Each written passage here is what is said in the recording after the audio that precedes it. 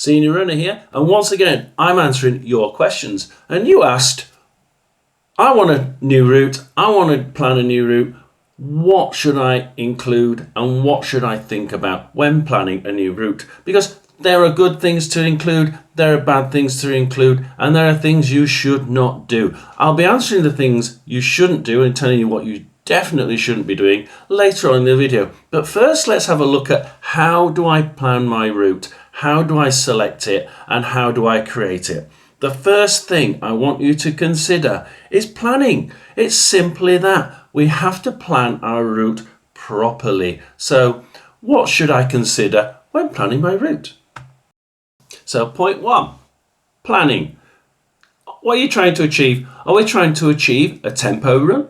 Are we trying to achieve a zone 2 run? Or are we trying to achieve an easy run? Or, as most of our runners here know, we might want to do sprints. There are lots of things that we try and include in our weekly or bi-weekly plan. If it's a zone 2 run, what are we trying to do with that in particular? We're trying to make it nice and easy. We don't want too much stress on the heart because we're trying to achieve a certain limit, our zone 2 range. Now, if we want to do that, we don't really want to have any hills in it. We can perhaps have a downhill, a nice gentle downhill, but then if you start going too fast, your heart might start picking up again. So perfect is a nice flat run. If we're trying to do an easy run, again, it's a nice 1 or 2 minutes slower than our race pace. So we want something relatively easy. We can have a couple of hills in it as long as they're nice and gentle. But on the whole, yeah, something relatively easy to run around that we know we can keep a pretty large 1 minute per mile gap in ranging so that we can stay within that. If we're trying to do a tempo run, this is a little bit faster, a little bit more heart racing, and we're trying to get our body really pushed to almost the limits, or 85-95% of our limits. And to do that, we may decide to add some hills. Now, it's going to be based on what you prefer, because I like doing nice, sharp uphills. Short, sharp uphills, nice increase in height, brilliant for me. I can't do long, quite steep middle range hills as easy, because I tend to tire out near the top.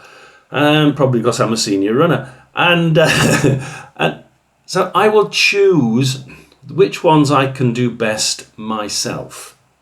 So I'll choose a few hills and I'll say, right, okay, I want to run down. If it's a loop, I'll want to run down the nice gentle slope, and when I run back, I'll run back the other direction up 2 very steep hills, and that's great for me. And that's what you've got to decide in the tempo area. What sort of plan, what the route's going to include that's best for you hill-wise, especially if it's a tempo run. Sprints. Now, have you got sprints included? Do you want this run to include a few sprints? Because perhaps, just perhaps, you're thinking, I'd like to break up this zone 2 run and I'd like to do a little bit of zone 2, and then we'll use that as a sort of warm-up, and then we'll do some sprints. We'll do a 100-meter sprint, and then we'll go back and calm down, go into our zone 2 running, and that can help get that heart rate up and down, and it's really starting. Your body is getting used to those fast sprints, and you start being able to do quicker runs. So do you want to include sprints? If you do, you may want to include a downhill.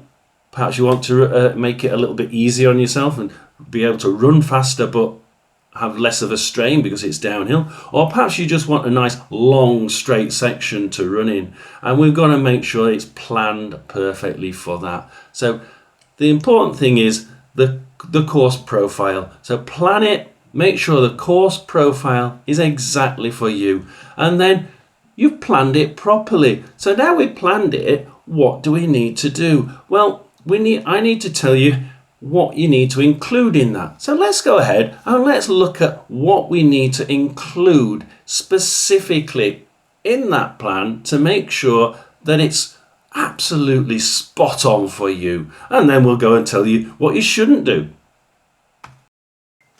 Point 2. Now, point 2 is, I call this my variety is the spice of life point.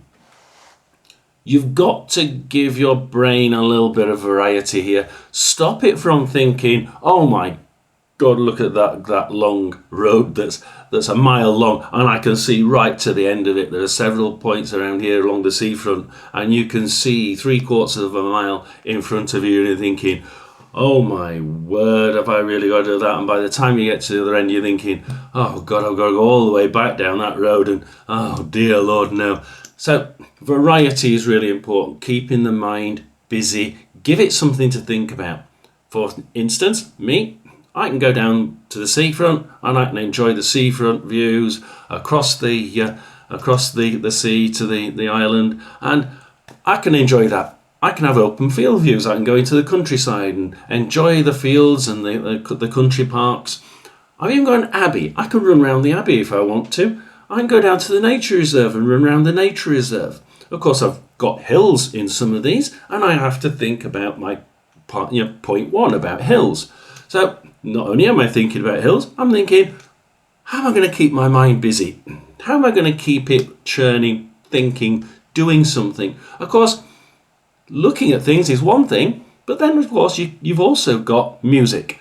Let's face it, it's very nice to run around houses and and around, keep your mind busy by making it a nice figure of 8 like I've got around here, and your brain's constantly thinking, oh, I turn left there, I turn left there, and down the hill there, right, oh, I'm about halfway through around this figure of 8. Great, it keeps the mind busy.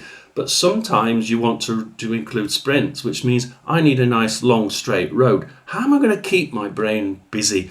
Because the long roads around here have so many cars running on them. You've got the drone noise of heavy traffic by the side of you, and it's not ideal. It just makes your brain think about the long distance in front. Music. Try and make sure that if you are going to do a long straight road, that you've got some sort of something to give the brain something to think about. And in this case, I would usually think about music, or perhaps you can think about something that you're going to be doing that's enjoyable after you run. But you've got to keep your mind busy. So that's the main point of this point, is variety. Give your brain something to think about as you're running. Point 3. Are you doing a long run? Are you going a long distance or a long time? Think about the fueling points. It's really critical that you think about the fueling points, because going forward you need to make sure that you've planned where you're going to do your refueling, because you don't want to be running out, going 6 miles and ending up turning around to come back and thinking, oh, I wish I'd brought some running gels with me. I could have done with those now. I really feel quite depleted, because you should have planned it beforehand, and you should have made sure that you've got enough energy on you before you run. And that's all about planning your refueling. Make sure that you've decided on what refueling you need, when you need it, and try it out. Make sure it's essential that you try it out. You have to do that, and then you know that your body works really well with those refueling points and that particular refueling gel. So simple. 3, refueling. So well done, you got to the final section, number 4, and then we'll have a look at what you shouldn't do. Definitely shouldn't do. Please do stay tuned for that. And we've looked at all the conscious things, like the profile, making sure that we know what we're doing and where we're running. We've looked at the variety, making sure the conscious side of your thought is being looked after. But how about the subconscious side? How about that bit in the back of your head that keeps saying, no, I'm getting tired, perhaps I should slow down, or I feel really good, perhaps we can just speed up a little bit. It's really important to look after the conscious and the subconscious. So consider running with a group. A group run is actually really good because it pulls you along. It's rather like an outside version of a treadmill, where you just don't feel like stopping, and it's not your conscious that's doing it. It's your subconscious seeing that person running in front of you, thinking, no, I'm going to keep up, and that's really important. Or consider running with friends and other people, because that's also important. But I do know, being now being single after the wife died, that running on your own is sometimes the only thing you can do. Now, I would plead with you, if you do run on your own, consider running on a route where there are other people, other runners, usually running at the same time. How many times have you been running and someone's ran on from an adjoining road and they're just that little bit faster than you and they're just ahead of you? How many times you then just speeded up? And it's not as if you thought, I'm going to keep up with them. It's just that your subconscious says, no, just pull in behind, come on, we can do this. And your subconscious just pulls you along nicely.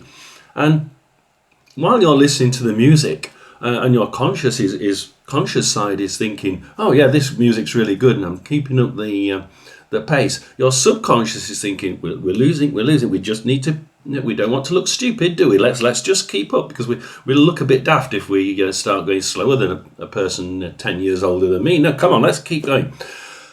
So look after the conscious and the subconscious. That's the fourth part, which is make sure that you can try and coerce that subconscious thought into helping you forward, because the subconscious side, believe it or not, can give you such an extra boost without, and you're not even having to think about it. It's your back of your mind that's doing it. So absolutely use this. Use the subconscious side as much as you really can. Groups, other people that you can run with, and if not, yeah, just try and make it so you've got at least a part of that run where other runners run, and you may very well, or most likely will, end up running behind someone else, or just pushing in front of them thinking, well, I know they're behind me somewhere, I've got to keep going. And it really does work. So we've looked at that. Now let's have a look at the important thing, which, what on earth is he talking about? What should it be that I'm not allowed to do? So we'll go through what you shouldn't do. Definitely not. And then we'll give you a little bit of an overview, so you can write down the bullet points and you can try this out when you're doing your next run. So what's one of the main things you shouldn't do? Well, go out too fast. We always say that, but what's that got to do with planning your route? Well, the problem is I'm on top of a hill, and if I go down the steep hill, it goes on for about half a mile, 3/4 of a mile. If I go down the gentle slope side of the hill, that actually continues for about 1 mile to 1.25 miles. Now, which one do I want to take? I know I can physically control my speed going down the long straight steady hill. I know I can do that, but down two very steep hills and with a little undulating in the middle, I do tend to go off. It forces me almost to go off too quick. So try and plan that first section where you're most likely to go belting out of the blocks, and try and make sure that you've got perhaps turns in it. Make sure that you aren't going down those very steep hills that are going to subconsciously, we're thinking about the subconscious side, without thinking, just go off too fast. So don't go off too fast. Make sure you planned it right, because it's absolutely essential, because you will suffer for it at the latter end of your training run. Point 2 is don't just run. I know people say, and you'll start giving me the thumbs down, because I've seen it on YouTube. Oh, if you don't know where to run, just go running. It's a great idea. It is mentally, but unfortunately, what most people do, certainly at senior age, they're not running a tempo run. They're just going out and running. Oh, where shall I go next? Oh, I'll go down that route. Oh, we'll go down that route. And then, so they're not running a tempo run because they don't know where they're going. So they don't want to run really fast in a direction and then think, oh, straight down there. You need time to think, and your brain's going to think, oh, hang on, we'll slow down a minute. Where are we going? We'll go that way. So even if you did try tempo, your tempo would run to a point and you think, right, slow down, right, stop, well, which way? We'll go that way, boom. So, and you're not doing the zone 2 because you'd be completely baffled by constantly looking at your watch to try and make sure you're in zone 2 and also thinking at the same time, which direction am I going? So most people just go out somewhere in the middle. For Garmin Connect users, it's in that high aerobic zone, that orange zone, and we just end up with a massive amount of nothing running that's not really gaining you speed, and it's not really gaining you endurance. It's just getting you out there. Yes, it improves the brain, but body-wise doesn't really do anything for you. And the other thing is, if you're a run, walk, run runner, please don't just, it goes with the run, walk, run. If you go off and run, and it's, where you're going to roughly need to walk. You don't want to be walking up that steep hill on the way back. I don't want to be running up either of those 2 steep hills, because if I walk up those 2 steep hills, I'm not recovering. I'm not using that walk for what it should be, which is recovering. So because I'm not recovering as well, the run hasn't been as effective as what it should be. Now, the other thing again is don't continue if you're hurting. Now, it also goes with refueling. Don't continue if you know that you really are getting exhausted. You need points, and you need to plan points where you can, if you need to, stop, think, refuel, get some water on board, and if, God forbid, you are sort of hurting from a bit of a ankle pain, you can actually stop and assess yourself and think, okay, how do I get back? And can I phone somebody? Can I walk back?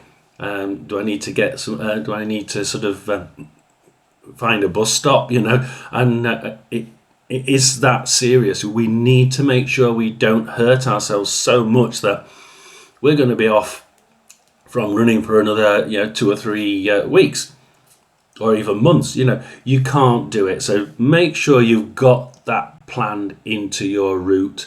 Yeah, I know I can stop here in the figure of 8 because I'm literally at any one point I'm sort of 0.6 of a mile away from home. I will be able to get back, and on the run to the seafront, I know I can always stop at certain points. And if I can't get back and the car's back here, I phone my daughter. I know exactly what to do, and if something goes wrong, I've planned that in. So also you might think about if something really does go wrong. If you feel suddenly faint and you start feeling like you're going to pass out, what are you going to do? That's all part of this bit. If you're gonna continue when you don't feel well, make sure you plan where you're going to stop, and make sure what are you going to do if it happens, because there's nothing worse than getting somewhere feeling like you're going to pass out and just thinking, I can't stop here. There's cars everywhere, and what happens if I just faint and go on the road? You've got to think about these things and make sure that they're all included in your running plan. So here's my overview. Please do like and subscribe, click the bell, and that helps me to provide you with all these answers to the questions you keep giving me. I love doing them, love responding. Thanks a lot. Please like and subscribe. Here's your overview. So please plan what you're doing. Make sure the course profile or the run profile matches what you're trying to achieve. Then try and make sure you've covered the varieties, the spice of life. Make sure you've given the conscious side of your brain something to think about.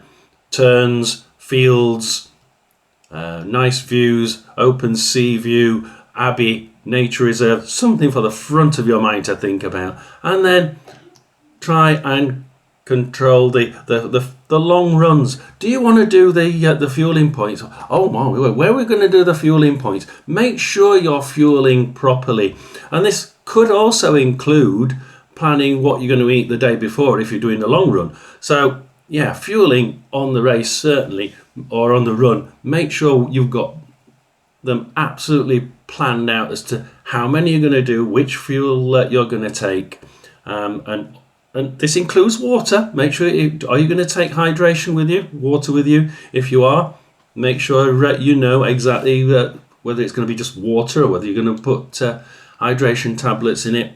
Plan it out properly. And then for groups, others, this subconscious side, this is the subconscious part, trying to make sure that the subconscious thought behind at the back of your brain is pulling you along, and you're using every ounce of your brain, the front and the back, to try and draw you along. Run with a group, run with your friends, or just run where you know that other runners will be running, and that's quite critical. And then obviously we looked at the don'ts. Please don't just run out there and think that you're going to be able to do that run without planning it. You may not achieve anything in the long run. Do try and make sure the course doesn't allow you to run off too fast. It is helpful if you can plan that route to make sure you don't, or you can't, or it's not as likely. Certainly reduce the risk of it happening. The run walk runners, yeah, do make sure you don't misplan it, or well, if I go slightly too slow, I might hit that long uphill section, and I don't really want to be.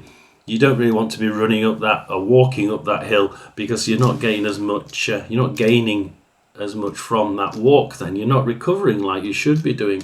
And of course, lastly, hurting. Need refueling, need some liquid refreshment. Make sure you can do it along that route. Make sure you know roughly where you can stop. And if you are seriously ill, make sure you know what you're going to do if, God forbid, it happens. So this is Senior Runner here. Please like and subscribe.